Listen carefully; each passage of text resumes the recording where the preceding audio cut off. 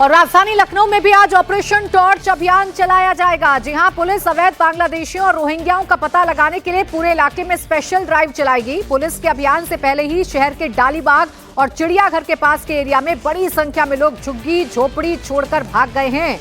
Police इन इलाकों में घर घर जाकर चेकिंग करेगी जहां पर बिना दस्तावेज वाले विदेशी नागरिकों के रहने का शक है। अधिकारी Aadhaar card, voter ID, ration card, passport और रोजगार की जानकारी की जांच करेगी। इसके साथ ही भारत में आने की तारीख, पिछले पते और आने के तारीखों के बारे में भी पूछताछ की जाएगी। लेकिन पुलिस की इस वेरिफिकेशन ड्राइव का डर इतना है कि जो लोग अवैध तरीके से रह रहे हैं, जिनके पास डॉक्यूमेंट्स नहीं है, वो खुद ही झुग्गी झोपड़ी खाली कर चले गए हैं।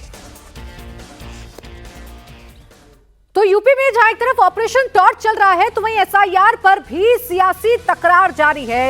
इन सब के बीच चुनाव आयोग ने 5 राज्यों की प्रोविजनल वोटर लिस्ट जारी कर दी है। इस लिस्ट में सबसे ज्यादा पश्चिम बंगाल से 58 लाख से अधिक वोटर्स के नाम काटे गए हैं। वहीं राजस्थान के वोटर लिस्ट से 41,84,819 और पुडुचेरी से 1,03,467 वोटर्स के नाम डिलीट किए गए हैं। लक्षद्वीप में 1429, तो गोवा की वोटर लिस्ट में से 1,42,000 वोटर्स के नाम पिछले साल की तुलना में इस बार कम है।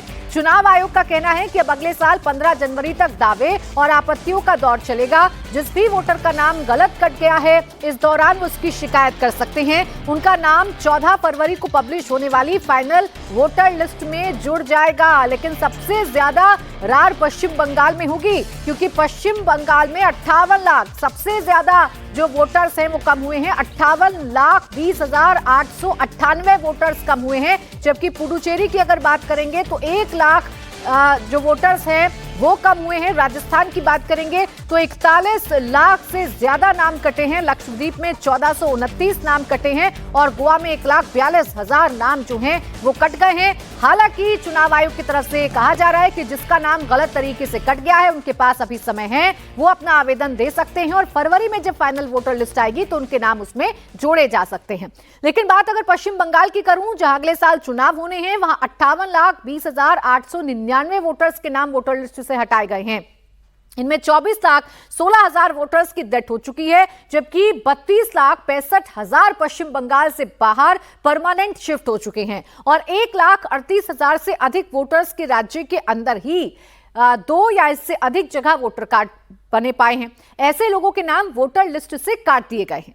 लेकिन अब इससे सबसे ज्यादा परेशानी टीएमसी को हो रही है। टीएमसी आरोप लगा रही है, जैसे आरोप हमने बिहार में देखे थे, वो सीधा कह रहे हैं कि वैलिड वोटर का नाम नहीं कटने देंगे।